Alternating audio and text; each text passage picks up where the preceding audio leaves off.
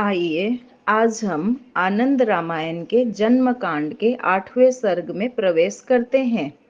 Love कुश का ब्रह्मचारी के वेश में श्री राम दरबार में जाकर श्री रामायण की कथा सुनाना, वाल्मीकि के साथ सीता का श्री राम सभा में आगमन, सीता द्वारा अपनी पवित्रता की सौगंध ग्रहण करना, भूदेवी का एक सिंहासन के साथ प्रकट होना और सीता को अपनी गोद में लेकर श्री राम को सौंप देना, श्री राम द्वारा यज्ञांत स्नान संपन्न करके वापस अयोध्यापुरी में आना।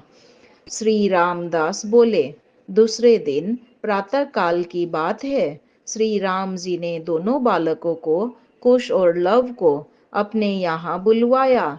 कुश और लव दोनों भाई मुनि वाल्मीकि जी को तथा माता सीता को प्रणाम करके प्रसन्नता पूर्वक श्री राम जी की सभा में गए।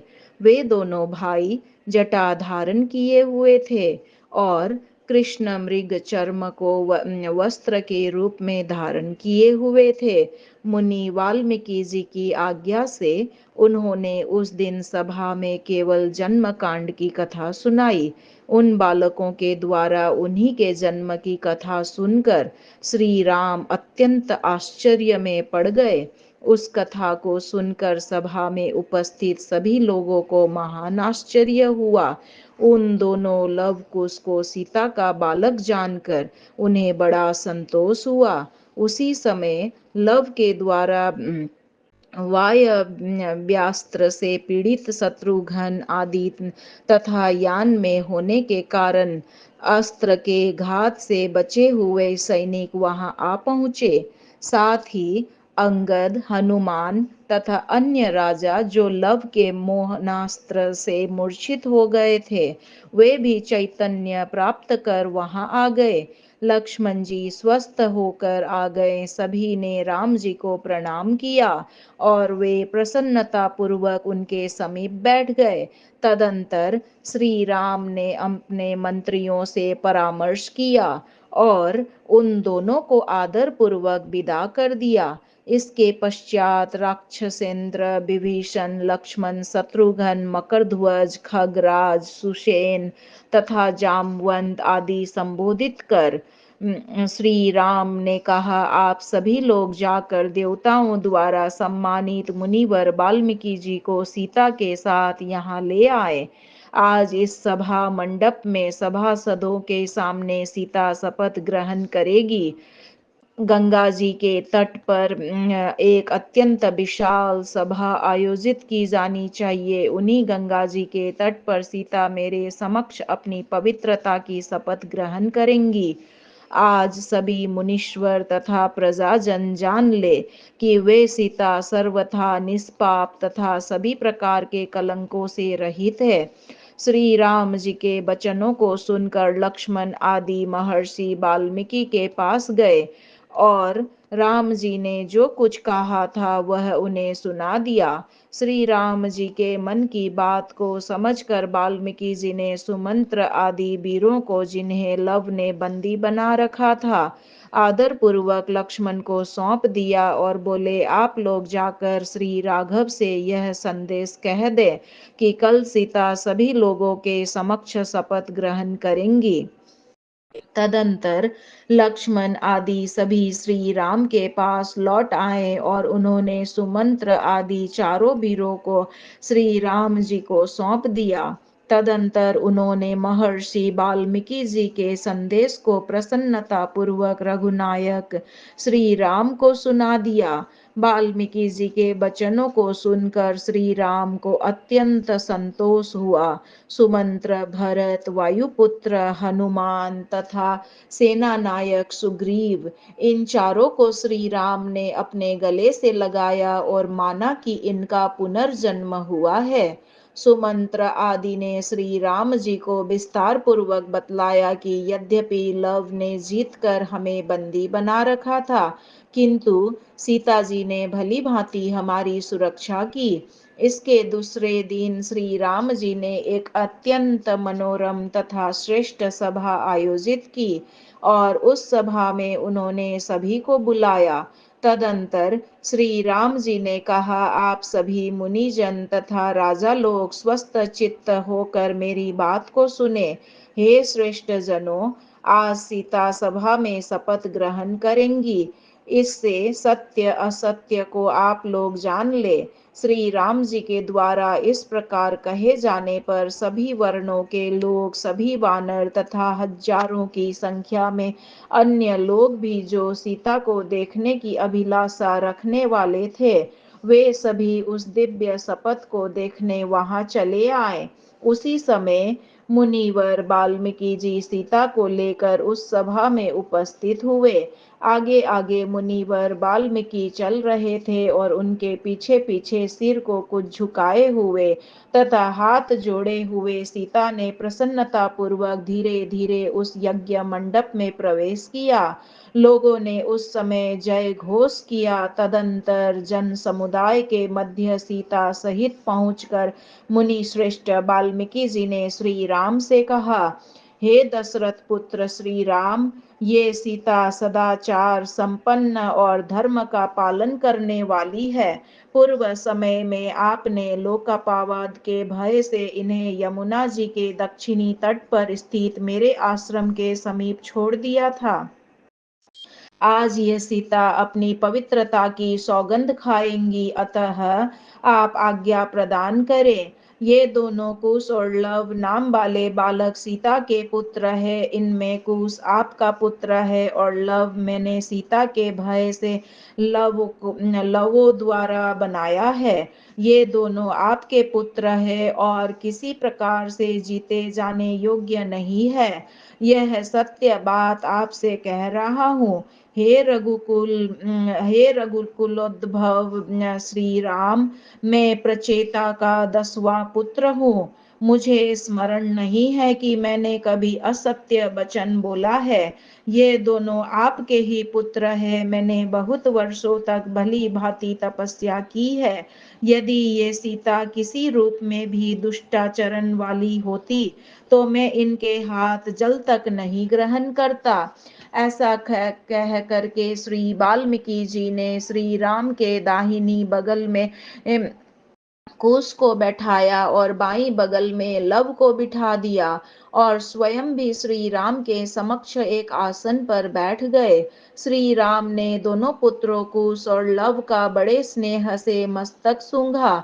तदंतर श्री राम ने महर्षि वाल्मीकि जी को प्रणाम करते हुए कहा, हे महाप्राज्ञ, मुझे तो आपके अकल्मष वचनों से ही विश्वास हो गया है कि सीता परम पवित्र है। लंका में भी विदेह तनया सीता की सौगंध मैंने देखी है। उस समय देवताओं के समक्ष इन्होंने शपथ ली थी, हे ब्राह्मण, सर्वथा निष्पाप होने पर भी पतिव्रता सीता का मैंने लोकपवाद के भय से पूर्व में त्याग किया था। इसके लिए हे प्रभु, आप मुझे क्षमा करें। मैं यह भी जानता हूँ कि कुश मेरा पुत्र है और हे मुने, लव को आपने सीता के शाप के भय से बनाया है। तथापि सभी लोगों को विश्वास दिलाने के लिए सीता आज यहाँ इस सभा में आपके समक्ष शपथ ग्रहण करें। उस समय वहां भरी सभा में सभी लोग सीता की सौगंध को सुनने के लिए बड़े ही उत्सुक हो रहे थे। उस समय रेशमी वस्त्र धारण की हुई जानकी सीता कुछ भयभीत सी थी। वे मुख ऊपर को किए हुए थी, किंतु उनकी दृष्टि नीचे को थी। वे हाथ जोड़ते हुए धरणी देवी से इस प्रकार कहने लगी, हे देवी, आप सबको धारण करने वाली हैं, सबकी माता है। यदि श्री राम के अतिरिक्त मैं अन्य किसी का मन से भी चिंतन न करती हूँ तो आप मुझे अपने अंदर स्थान प्रदान करें। सीता इस प्रकार की सौगंध ले ही रही थी कि उसी समय भूतल से एक अत्यंत अद्भुत तथा दिव्य सिंहासन प्रकट हुआ। उस सिंहासन को श्रेष्ठ नागों ने धारण कर रखा था और वह सूर्य के समान दिव्य कांति से संपन्न एवं अत्यंत ही मनोरम था। उस समय साक्षात पृथ्वी देवी ने अपनी पुत्री सीता को दोनों हाथों से पकड़ा और हे पुत्री, तुम्हारा स्वागत है, ऐसा कहकर उन्होंने आसन पर बिठाया। तदंतर पृथ्वी देवी ने वस्त्रों, अलंकारों, मालाओं तथा दिव्य सुगंधित द्रव्यों से उनका पूजन किया। तदंतर भूदेवी ने उनका आलिंगन किया और फिर वे बड़े स्नेह से उन्हें पंखा झलने लगी। तदंतर सीता सहित वह सिंहासन धीरे धीरे पृथ्वी के अंदर प्रविष्ट होने लगा। उस समय सिंहासन पर बैठी हुई वैदेही को रसातल में प्रविष्ट होते देख आकाश में स्थित देवताओं की स्त्रियां शीघ्र ही उन पर लगातार फूलों की वर्षा करने लगी। देवता साधु साधु इस प्रकार की ध्वनि करने लगे। सीता की उस प्रकार की शपथ का प्रभाव देखकर अंतरिक्ष तथा भूमि के सभी स्थावर जंगम प्राणी आश्चर्यचकित हो गए। भूदेवी की बात को सुनकर सभी लोग तथा वानर आदि आपस में बात करने लगे। कुछ लोग अत्यंत चिंतित हो गए, कुछ लोग ध्यान में निमग्न हो गए, कुछ लोग श्री राम की ओर देखने लगे तथा कुछ अचेत से होकर सीता को देखने लगे। मुहूर्त मात्र के लिए वहां सभी अचेतना मुहूर्त मात्र के लिए वहां सभी अचेतन की भांति स्तब्ध से हो गए। सीता को भूमि में प्रविष्ट होता देख सारा जगत सम्मोहित हो गया। उसी समय जब सीता सिंहासन सहित भूमि में प्रविष्ट हो रही थी, यह देखकर शीघ्र ही श्री राम ने अपने बाएं हाथ से सीता को और एक हाथ से भूदेवी को पकड़ लिया और फिर वे रघुनंदन श्री राम इस प्रकार से पृथ्वी की प्रार्थना करने लगे। हे देवी, आप सभी लोगों की उत्तम निवास भूमि है, आप समस्त जगत की एकमात्र माता हैं और निरंतर आप महान जल राशि के ऊपर स्थित रहती हैं। आप पुण्य स्वरूपा हैं तथा सभी लोगों को धन प्रदान करने वाली हैं। आप अपने गर्भ में अनेक प्रकार की औषधियों को धारण करती हैं और समस्त विश्व को तृप्ति प्रदान करने वाली है। आप ही दुर्गा हैं, आप ही ईश्वरों की अधिष्ठात्री सरस्वती हैं और आप ही कल्याणकारिणी मुझ विष्णु की प्रियतमा महालक्ष्मी है। आप मेरी ही शक्ति हैं और मेरे द्वारा ही आपका सृजन हुआ है। आप अपने उदर से अनेक प्रकार के रत्नों को प्रकट कर प्रेम पूर्वक लोगों को सदा प्रदान करती हैं। विधि निषेध आदि जितने भी कर्म है, आप उनमें श्रम रूप से विद्यमान रहने वाली हैं। ये जानकी आपकी कन्या है, इस दृष्टि से आप मेरी श्वश्रु सास हैं। आप पूर्व में विवाह के समय कन्यादान नहीं किया था, अतः आज प्रसन्नता पूर्वक आप कन्यादान करें। हे देवी, आप मुझ पर प्रसन्न हो, अन्यथा आप पर मैं क्रुद्ध हो जाऊंगा। श्री रामदास बोले, महात्मा, श्री राम द्वारा विनय पूर्वक इस प्रकार की प्रार्थना किए जाने पर भी भूदेवी द्रवित नहीं हुई और वे सीता को लेकर धीरे धीरे भूमि के अंदर प्रविष्ट होने लगी। उन्हें भूमि के अंदर जाते हुए देखकर श्री राम क्रुद्ध हो उठे, उनकी आंखें लाल लाल हो गई। वे लक्ष्मण से बोले, हे लक्ष्मण, मेरा धनुष लाओ, मैं इन पृथ्वी देवी को दंडित करता हूँ। मेरी सुतीक्ष्ण बाण से भयभीत होकर ये सीता को मुझे सौंप देंगी। मैं इनका वध करना नहीं चाहता। श्री राम की आज्ञा से लक्ष्मण धनुष ले आए। उस धनुष को हाथ में लेकर उन्होंने उसकी प्रत्यंचा चढ़ाई और वे पृथ्वी देवी को लक्ष्य कर बाण का संधान करने लगे।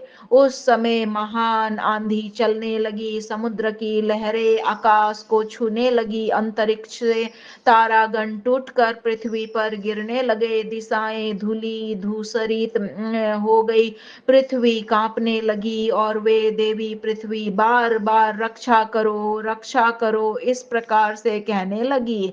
उन्होंने अपने दोनों हाथों से सीता को पकड़कर श्री राम की गोद में बिठा दिया और फिर वे श्री राम के चरणों में सिर झुकाकर प्रणाम करने लगी। उस समय आकाश में देवता विविध वाद्यों को बजाने लगे। वे अत्यंत प्रसन्न होकर श्री राम एवं सीता पर फूलों की वर्षा करने लगे। अपने चरणों में पड़ी हुई भूदेवी को देखकर श्री राम का क्रोध शांत हो गया। उन्होंने धनुष बाण को एक ओर रख दिया और फिर प्रभु श्री राम ने अपने हाथों से पृथ्वी देवी को उठाया। भूदेवी ने पुनः श्री राम को प्रणाम किया और उन्हें प्रसन्न किया। तदंतर वह सुवर्णमय उत्तम सिंहासन सीता को प्रदान कर उन्होंने सीता की स्तुति की। सीता ने भी उनकी पूजा की। तदंतर सीता की आज्ञा लेकर और श्री राम की अनुमति प्राप्त कर पृथ्वी देवी क्षण भर में अंतर्धान हो गई। उस समय सभी लोगों ने सीता का पुनर्जन्म हुआ ऐसा माना। उन सभी ने सीता की जय जयकार की और पृथक पृथक रूप से उनकी पूजा स्तुति की। श्री राम भी अत्यंत प्रसन्न हो गए। उस समय उन्होंने अनेक प्रकार के दान दिए। चारों ओर से 9 वाद्यों की ध्वनि होने लगी, नर्तकियां नृत्य प्रस्तुत करने लगी और बंदी एवं मागध जन सीता राम की स्तुति प्रार्थना करने लगे। जाह्नवी के दक्षिणी पवित्र तट पर जहाँ सीता जी ने सौगंध ग्रहण की थी, वह स्थान सीता कुंड नाम से अत्यंत पवित्र एवं प्रसिद्ध तीर्थ बन गया। श्री सीता जी के उच्छ्वास लेने के कारण पाताल से निकला हुआ पुण्यप्रद वह जल आज भी अग्नि के समान अत्यंत गर्म रहता है। इस तीर्थ का नाम जानकी कुंड भी है। इस तीर्थ के नाम स्मरण मात्र से सभी प्रकार के भयों की निवृत्ति हो जाती है। इस संसार में अपने पति के आयुष्य की वृद्धि के लिए स्त्रियों को इस तीर्थ में अवश्य स्नान करना चाहिए। तदंतर सीता और पुत्रों लव कुश सहित श्री रामचंद्र जी ने वस्त्र तथा अलंकारों से सुसज्जित होकर अत्यंत प्रसन्नता पूर्व के यज्ञों के अंत में किए जाने वाले अववृथ स्नान संपन्न किया। यज्ञों के अंत में किए जाने वाले अववृथ स्नान के समान ही आज भी विस्तार पूर्वक बड़े ही महोत्सव के साथ अववृथ स्नान संपन्न किया। इस प्रकार रघुनाथ श्री राम जी ने 100 अश्वमेध यज्ञों को पूर्ण रूप से संपन्न किया। इसके पश्चात उन्होंने लव के भी जात कर्म आदि संस्कारों को विधिवत संपन्न किया, भक्ति पूर्वक देवताओं की पूजा की और विविध प्रकार के दान दिए। तदंतर उन्होंने समागत मुनीश्वरों की पूजा की और फिर विविध देशों से आए हुए राजाओं को सम्मानित किया। राघव श्री राम ने महाराज जनक तथा महारानी सुमेधा का भी पूजन किया। तदंतर उन्होंने यज्ञ में पधारे हुए सभी ऋषियों ऋत्विजों तथा ब्राह्मणों को बड़े ही आदर पूर्वक धन आदि प्रदान कर संतुष्ट किया और फिर उन्हें विदा किया। इसके पश्चात उन्होंने सभी राजाओं तथा ब्राह्मणों को भी विदा किया। फिर वे अपने दोनों कुमारों कुश एवं लव तथा सीता को लेकर बंधु बांधवों के साथ अपनी नगरी अयोध्या में आए। श्री राम हाथी पर विराजमान थे। ज्यों ही वे नगर में पहुंचे, पुरवासी स्त्रियों ने उनकी आरती उतारी। तदंतर वे सीता और पुत्रों के साथ अपने भवन में गए। उस समय अयोध्या में चारों ओर महान उत्सव रहा था। आज लोगों ने चीर काल के पश्चात सीता का दर्शन किया था। तदंतर श्री राम ने राजाओं आदि को सम्मानित कर उन्हें विदा किया और महाराज जनक तथा महारानी सुमेधा को जनकपुरी जाने की अनुमति प्रदान की। तदंतर रघुद्वह श्री राम सीता पुत्रों तथा बंधु बांधवों सहित बहुत समय तक पूर्व की भांति अयोध्या में आनंदमयी लीला करते रहे। श्री रामदास बोले, हे द्विजोत्तम विष्णुदास, किसी कल्प में श्री राम ने सीता जी के साथ 13,000 वर्ष तक राज्य किया। किसी दूसरे कल्प में 11,000 वर्ष 11 मास तथा 11 दिन तक सीता के साथ धर्म पूर्वक राज्य किया और किसी अन्य कल्प में 11,000 वर्ष और 11 दिन तक श्री राम सप्तद्वीपवती पृथ्वी पर एक छत्र राजा हुए। तथा हे द्विज, कल्प भेद से किसी कल्प में उन्होंने 10,000 वर्ष और 10,100 वर्ष अर्थात 11,000 वर्षों तक पृथ्वी पर राज्य किया।